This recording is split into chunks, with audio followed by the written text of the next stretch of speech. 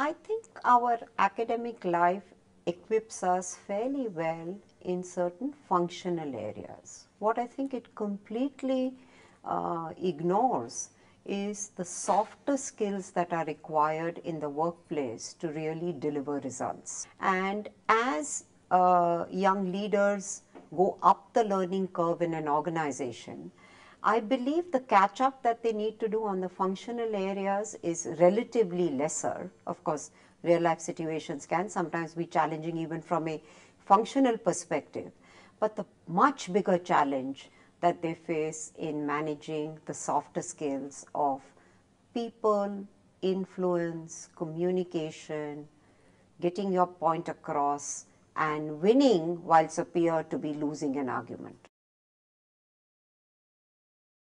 The thing that I focus the most on is the attitude and the aptitude of the individual. I'm a very strong believer that there are horses for courses, and therefore for us to say that no, this we want to hire people only from XYZ management school is not the right way to go. Over a year or two of seeing them on their job, very quickly you will realize what are core strengths and what are areas that you need to really intervene in and develop so that it might fill a gap, but that's not going to be the key strength on the basis of which the person is going to rise. You will find that there are some people who are extremely good at a 360-degree level kind of a thinking, a much broader vision, strategy, all the time thinking about the next new thing that's likely to take place in your business arena. There are people who are extremely good at execution.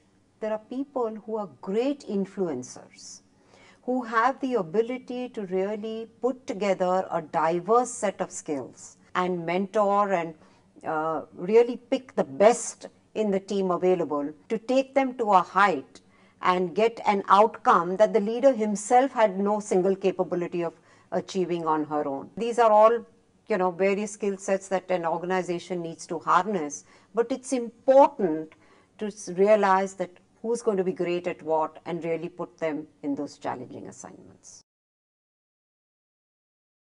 So one of the things that I learned in my 35-year career in corporate India is that experienced people and older leaders have sometimes a very set way of determining what constitutes success. And I think this is the biggest mistake that we can make, because there is so much to learn from the young leaders. If you ask me, I think the equation's actually turned. Older leaders can learn so much more from younger leaders today that, I sometimes feel that we should have a reverse mentoring program where there could be some small gaps that the older mentor can actually fill in, but there is just simply so much. I think they are wired differently, they think differently, and I think it's the older generation that can actually learn much more.